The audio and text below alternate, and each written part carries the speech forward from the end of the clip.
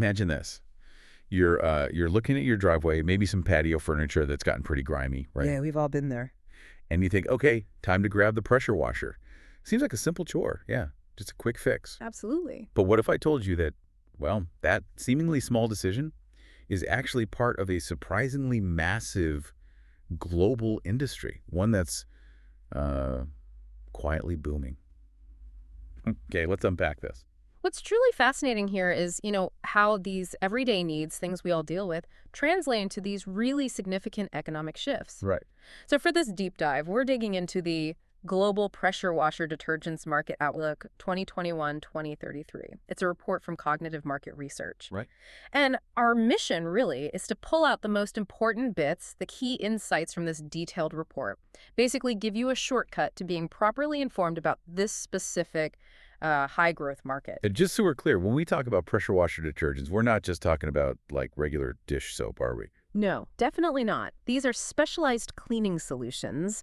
They're formulated very carefully to, well, boost how well pressure washers actually work. So they're designed for specific jobs. Exactly. It's quite scientific, actually. They might have special surfactants for cutting grease or chelating agents if you've got hard water, maybe even mild acids or alkalis for things like rust or, mold and mildew. Ah, so it's about getting the grime off effectively without damaging the surface, whether that's concrete, your car, a wooden deck, or even heavy industrial gear. Precisely. And the core drivers behind why this market is growing so much, it seems to be twofold. Okay. First, there's this rapidly increasing awareness almost everywhere about hygiene, about maintenance standards in homes, businesses, industry. People just want things cleaner. Makes sense. And the second? The second is a really big sustained rise in DIY cleaning trends. More people, more small businesses are buying their own pressure washers. Right. And if you buy the washer, you need the detergent to go with it, the right detergent. So these two things together, that's really the why behind the surprising numbers we're about to get into. Speaking of numbers, okay, here's where it gets really interesting. This isn't some tiny little niche. Not at all. The global market. Sales revenue was already nearly $293 million back in 2021. Almost 300 million, yeah. And it didn't stop there. It's estimated to have jumped to over 371 million in 2025. Quite a leap in just 4 years. And the projection, it's heading towards almost $600 million by 2033. So $597 million to be precise. Wow. And to put that growth in perspective, the compound annual growth rate, the CAGR, between 2025 and 2033 is pegged at 6.113%. So over 6% annual growth, that's pretty robust, especially for something like detergent. It really is. That's serious, sustained growth for something most of us, barely think about. So let's break that down regionally. If we look at North America, for instance, it's a huge chunk of the market, and it's expanding steadily. The market value there was around $82 million in 2021. That grew to over $101 million by 2025. Right. And it's expected to hit over $157 million by 2033. And the growth rate there? The CAGR is about 5.6%, so steady growth. And within North America, no surprise, the U.S. holds the biggest share. Naturally. Yeah, starting near $68 million in 2021, expected to reach about $127 million by 2033. That's a CAGR of just over 5.3% for the U.S. But what I found interesting looking at the numbers are the variations within North America. The U.S. is biggest, sure. But Canada. Oh, yes, Canada. Canada actually shows a stronger growth trend, doesn't it? And noticeably higher CAGR. That's right, over 7.5%. Yeah, 7.578%. So their market, which was, about 9.6 million in 2021, is projected to more than double, hitting over 23 million by 2033. That is a stronger trajectory. Meanwhile, Mexico's growing slower, around 4.5% CAGR, still growing, from about 4 million to over 7 million, but not nearly as fast. It makes you wonder, what's different in Canada driving that? That's a great question.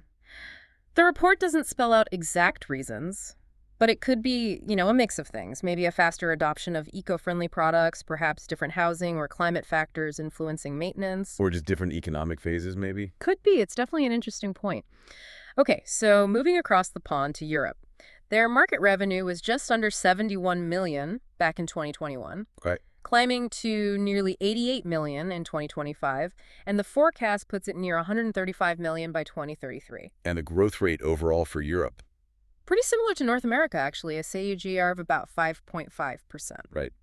And digging into Europe, you see different speeds again, don't you? You do. The big economies, the UK, Germany, France, they're all showing consistent growth, generally in that sort of 4.7 to 5.7% CAGR range. So Germany, for example. Germany's looking to hit almost $23 million by 2033. Started around 12 million in 2021. Okay, solid. But then you mentioned Italy and Russia. Yeah, that's where it gets a bit faster. Italy and Russia are both showing notably higher growth, over 6% CAGR. Russia's even higher, isn't it? Like 6.5%? Exactly, 6.511%. So Italy is projected around 14 million by 2033, and Russia just over 15 million. Any idea why those specific countries might be surging a bit more? Again, it suggests that while the big picture trend is there, maybe local factors like construction booms, specific industrial cleaning needs, or even economic recovery patterns are giving them an extra push. And there were others too, Spain, Sweden, Switzerland, all growing. Yes, Spain around 13 million by 2033, Switzerland over 9 million, even smaller countries like Denmark and Luxembourg showing growth. But interestingly, the category labeled Rest of Europe was the slowest growing segment. Which kind of makes sense for maybe more mature or fragmented markets bundled together. Precisely. Now, if North America and Europe are providing that sort of steady, solid baseline. Then Asia Pacific, APAC, seems to be where the real acceleration is happening. Absolutely. APAC really stands out. It's a growth powerhouse in this market. What are the numbers looking like there? Revenue went from just under 100 million in 2021. Wow, already starting bigger than Europe or North America individually back then. Well, close to North America, it was 99.6 million versus North America's 81.7 million. But yeah, significant. It hit over 129 million in 2025. Okay. And projected to reach a massive $216 million by 2033. 216 million. Yeah, and that reflects a really strong CAGR of nearly 6.7%.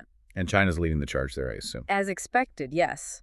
China's market share is projected to hit over $71 million by 2033, up from about 34 million in 2021. But the really big story within APAC seems to be India. India is definitely one to watch. It's showing the highest CAGR in the entire region. How high are we talking? An impressive 8.59%. Whoa. Okay, that's significant. It really is. Their market was under 15 million in 2021. And it's projected to nearly triple, hitting almost $40 million by 2033. So what does that kind of rapid growth in India tell us? Well, it's often a sign of, strong initial market adoption, driven by things like increasing urbanization, more disposable income, better access to the equipment itself. A fundamental shift in how people are cleaning as the economy develops. Exactly. It's not just more cleaning, it's different cleaning. And it's not just India. Japan is significant, around 34.5 million projected by 2033. South Korea, almost 20 million. And Singapore. I remember seeing a high number there, too. Yes. Singapore is jumping with a remarkable 7.4% CAGR, projected to more than double its market value by 2033, hitting almost 10 million. So it really underlines how widespread this is across very different Asian economies. Australia, Taiwan, Southeast Asia also showing solid growth. That's right. Okay, let's quickly cover the other regions. South America. Right. Market there was about 20.5 million in 2021, growing to over 26 million by 2025. And the projection. Expected to reach nearly $44 million by 2033. That's a healthy CAGR of 6.5%. Brazil leading the way. Brazil's the largest, projected to reach over 22 million.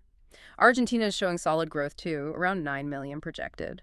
And interestingly, Colombia has a strong CAGR forecast, over 7% from 2025. Okay, and then the Middle East. You mentioned that was surprisingly fast. It really is maybe surprising to some. The market was around 12 million in 2021, projected to hit over 26 million by 2033. And the CAGR. It's actually the highest regional CAGR overall, 6.739%. Higher than APAC even. Wow. Just slightly, yeah. Saudi Arabia is a key player, expected to reach over 9 million by 2033. And within the Middle East, I think the UAE stood out. That's right. The UAE shows really strong momentum, and even higher CAGR of 7.7%. 7.7%. What's driving that, do you think? Construction? Tourism? Could be all of the above. That kind of acceleration often points to big infrastructure projects, maybe a focus on presentation for tourism, or even strong government hygiene programs. They're projected to go from about 2 million in 2021 to over 5 million by 2033. Okay. And finally, Africa. Right, the African market. Registered about 8.2 million in 2021, expected to grow to nearly $18 million by 2033. And the growth rate there. Also strong, a KGR of about 6.55%. And South Africa is the leader on the continent. Yes, and leading with really impressive growth too, an outstanding 8.15% TGAGR for South Africa. 8%. So similar to India's trajectory almost. Very similar, projecting sales to nearly triple from about 2.6 million in 2021 to almost 7 million by 2033. Nigeria and the rest of Africa contribute as well, but South Africa's growth is notable. Okay, wow. We've covered a lot of ground, a lot of numbers.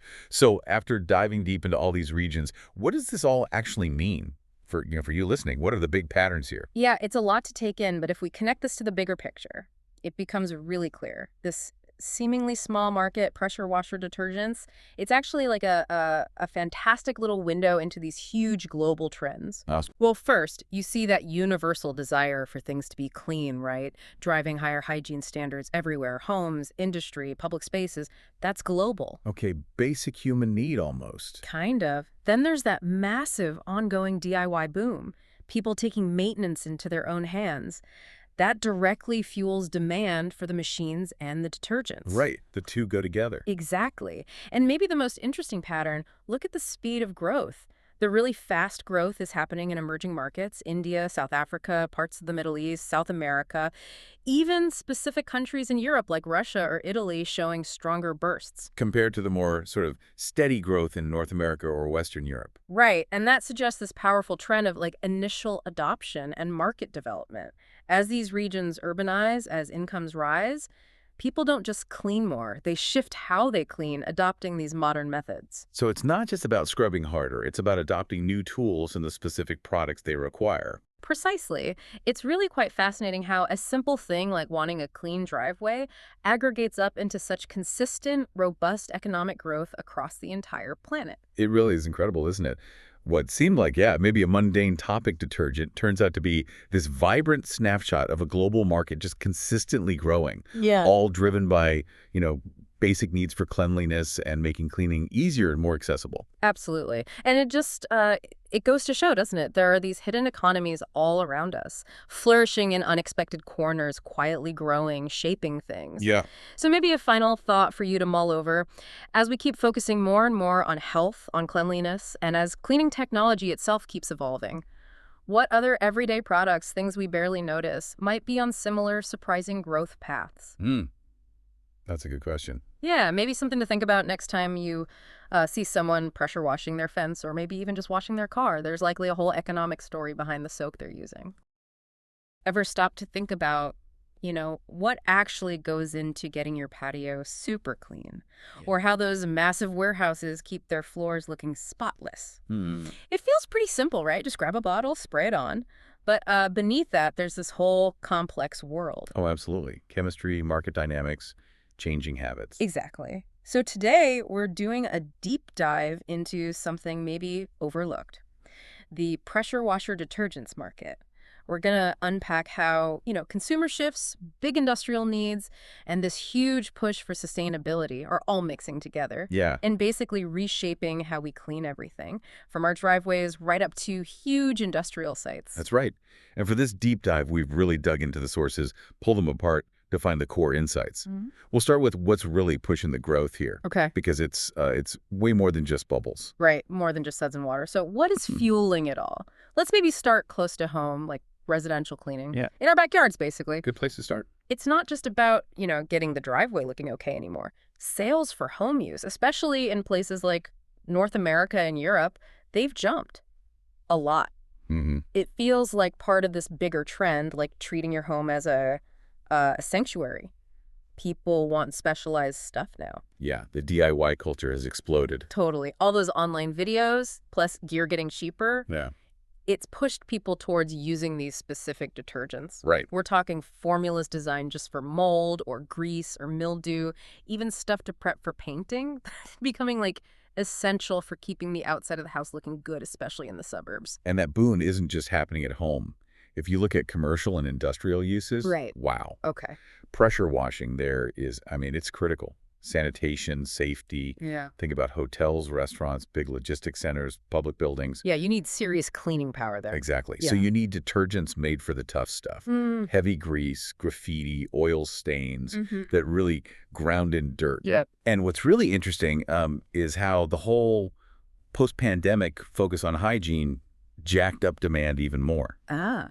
Suddenly, everyone needed effective and biodegradable, EPA-approved, non-toxic options. Plus, you've got cities growing fast, new infrastructure everywhere, especially in emerging economies. So more stuff needs cleaning, basically. Pretty much, yeah. It scales up the needs significantly. It's way beyond just looking nice in those sectors. It's fundamental. Absolutely. Safety, efficiency, like you said. And here's something that really stood out to me from the sources. The level of customization now. Mm-hmm. Tell me about it. It's not one size fits all anymore. Not at all. People, homeowners and pros, they want detergents specifically for wood or metal or vinyl siding, concrete, even cars. Makes sense. Different surfaces, different needs. Yeah, and these specialized products, they actually work better. Our sources show they reduce the risk of damage, get things cleaner, and surprisingly, can even help conserve water. That's a key point. We're seeing all these additives becoming popular too, like foam boosters, things to stop rust, concentrates that work on multiple surfaces. The multi-surface ones are big. Yeah, and this focus on customization, it really lets brands carve out a niche, differentiate themselves and charge a bit more for it in a market that can be pretty cutthroat otherwise. Okay, so demand is strong, customization is happening. Yeah. But it's not all smooth sailing, is it? There are definitely some roadblocks. Oh, yeah. Like what? Well, a big one is environmental regulations. Oh, Getting tougher. right. I can imagine. A lot of the traditional formulas, they rely on things like phosphates, certain synthetic surfactants, powerful cleaners. But let's face it, they could be pretty rough on ecosystems. Okay. So you're seeing stricter laws pop up. Think the EU, California, other coastal states in the U.S. They're banning certain ingredients or hitting non-compliant products with heavy taxes. Ouch. So manufacturers have to change things up. They have to. They're forced to reformulate, use greener ingredients, which sounds great, but it means more R&D, more testing, getting certifications. Which costs money. Exactly. And for the smaller brands, those costs can be, well, almost prohibitive. Makes it hard for them to compete or even stay in the game in those regulated areas. Wow. Okay, so regulations are one hurdle. What else? Well, if that wasn't enough, there's the rising cost of the basic ingredients. Raw materials. Always a factor. Yep. Things like surfactants, the main cleaning agents, solvents, chelating agents, the stuff that makes the detergent work well in hard water. Yeah. The prices are all over the place, partly due to shaky global petrochemical supply chains, partly just general inflation. So that squeeze gets passed down the line. It has to. It hits the manufacturer's margins, sure, but then it pushes up retail prices too. Which might make some buyers think twice, especially if they're on a tight budget. Precisely. And for the big commercial users who rely on bulk contracts, this price volatility makes those long-term deals really risky. They might hesitate to lock things in. So you've got regulations and costs. Seems tough. And there's one more persistent challenge. Just telling products apart. Low differentiation. What do you mean? Like they all kind of look the same? Well, chemically speaking, yeah. Yeah. A lot of detergents on the shelf have very, very similar formulas. It's the market's, let's call it a dirty secret. Okay. So it makes it incredibly hard for one brand to really stand out based on the product itself. So people just buy whatever's cheapest. Often, yes. It leads to what we call commoditization.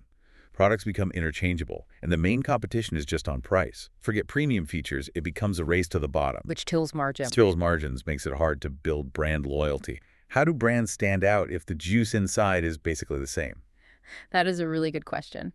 Because, yeah, it sounds like a tough spot, but, some brands are finding ways. It's not always just about the formula. Okay. How so? Maybe it's clever packaging, or a unique sprayer design, or like subscription services getting people hooked on refills. The whole ecosystem approach. Right, it's the total experience. And actually, despite these challenges, there are some really interesting trends emerging that could, shake things up. Okay, let's hear them. Well, first, and this is a big positive, I think, is the massive shift towards eco-friendly stuff. Finally catching on properly. Seems like people are just more aware now. Consumers, big companies, government contracts, they're actively looking for biodegradable, phosphate-free, maybe even plant-based options. Mm-hmm. You see products with green certifications like Ecologo or Green Seal getting real preference, especially for like city contracts, schools, places like Western Europe, those coastal U.S. states we mentioned. So they're managing to make green work effectively. It seems they're finding that balance, yeah. Effective cleaning and meeting the environmental standards. That's encouraging. What else is trending? Okay, this one's interesting. Bundling detergent with the pressure washer itself. Ah, the manufacturer's getting in on the consumables game. Exactly. The big names like Kircher, Ryobi, Sunjo, Mm-hmm. they're pushing their own branded detergents, formulas made specifically for their machines. The OEM strategy. Right. They sell it alongside the hardware, push it through retail, online. It's smart, actually. How so? Well, it builds loyalty, right? Mm. Makes buying simpler for the customer. Just get the stuff made for your machine. And for the company. Recurring revenue, refills, maybe even subscriptions. And it locks out the competition a bit, keeps customers in their system. Yeah, totally. Creates these closed-loop marketing things. Clever. It really is, like buying a printer and needing their ink, you know? The classic razor and blades model. Ugh. Okay, makes sense. One more trend. Yeah, the last big one is just the sheer growth of online sales, especially in the DIY segment. No surprise there, everything's moving online. True. But for detergents, platforms like Amazon, Home Depot's site, Walmart, they've become huge channels. Hmm. Homeowners, small business owners, they're going online, reading reviews, watching how-to videos, product demos. That's guiding what they buy. Right, the information access is way higher now. Definitely. And that's driving demand for things like easy-to-use packaging, really clear labels about what the product does, and, yeah, those subscription models again. Get it delivered before you run out. Exactly. Consistent sales for the company, convenience for the customer. It just shows how much buying behavior has changed, even for something as basic as, well, cleaning supplies. So putting it all together, it's clear this pressure washer detergent market is pretty complex, lots of moving parts. Definitely dynamic. Yeah. And you see companies, Kircher North America comes to mind, MeTM, Power Clean, they're really having to adapt, dealing with the regulations, investing in that sustainable chemistry we talked about, using digital tools to get smarter and faster. Staying competitive. Exactly. So here's something to maybe chew on as we wrap up. How might all these innovations in detergents, the eco-friendly focus, the customization, how might that change more than just how we clean? What are you thinking? Well, could it fundamentally shift our whole approach to being environmentally responsible and also consumer convenience, just in how we maintain the spaces around us, our homes, our workplaces? Interesting point. It makes you think, doesn't it? How these choices about like which cleaning bottle to buy, they actually connect to these much bigger market shifts and, yeah, impact our daily lives.